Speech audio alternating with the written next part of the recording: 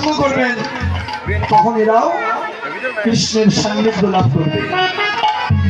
এরা তো শত্রু নয়, এরা যদি না থাকবে আপনার কিছু ভালো লাগবে না। আপনার জীবনে বিনোদন, স্বাদ, আহ্লাদ, ভালো লাগা, ভালোবাসা কিচ্ছু থাকবে না। এরা আছে বলে আপনার সব আছে। এই জন্য অনাত্মনিক হইতে ভক্তি নিষ্ঠা হয়, নিষ্ঠা হইতে শ্রবণাদ্যি রুচি উপজয়। যখন আপনি ভগবানকে আশ্রয় করবেন, ভগবানকে ভালোবাসবেন, তখন আপনি দিনে দিনে সর্বহারা হয়ে যাবেন। আপনার কিচ্ছু থাকবে না, আপনি কাঙ্গাল হয়ে যাবেন, পরিগ্রহ হয়ে যাবেন। আপনি দিনের দিন কাঙ্গাল হবেন, ভিখারি হবেন। পরিশেষে ভগবান আপনার কাছে ভিক্ষার জন্য তুলে দিবেন। সর্বস্ব যখন আপনি হারিয়ে ফেলবেন, তখন কৃষ্ণ কথার প্রতি রুচি আসবে। এই জন্য বললেন আসক্তি হইতে রুচি উপজয়।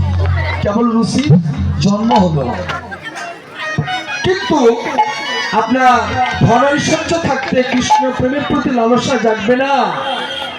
আপনি যখন সর্বস্ব হারাবেন, যখন আপনি নিত্যহস্ত কিচ্ছু নাই, কাঙ্গাল, তখন আপনার কৃষ্ণ কথার প্রতি স্বাদ জাগবে, তাছাড়া জাগবে না। এই জন্য আসক্তি হইতে কি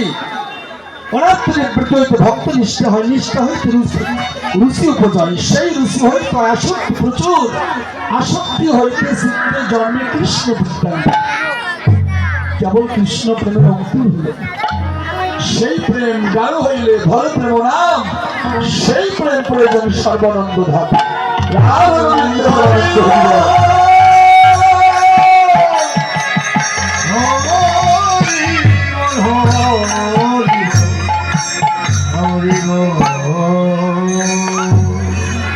এখানেই সনাতন বলেছিল, প্রভু আমি কে, কে আমার যারে তাপত্রয়, তারে না জানিলে জীবের কইছে হিত হয়।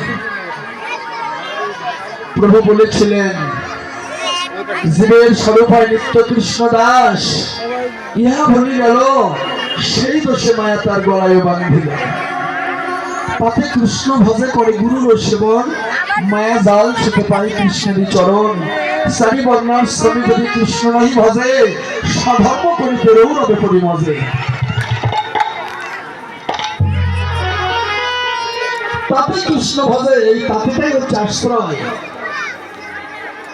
আশ্রয় পাঁচ প্রকার: নাম আশ্রয়, মন্ত্র আশ্রয়, ভাব আশ্রয়, প্রেম আশ্রয়, রস আশ্রয়। এই পাঁচটা হচ্ছে জীবের আশ্রয়। পঞ্চভাব, পঞ্চপ্রেম, শান্ত বা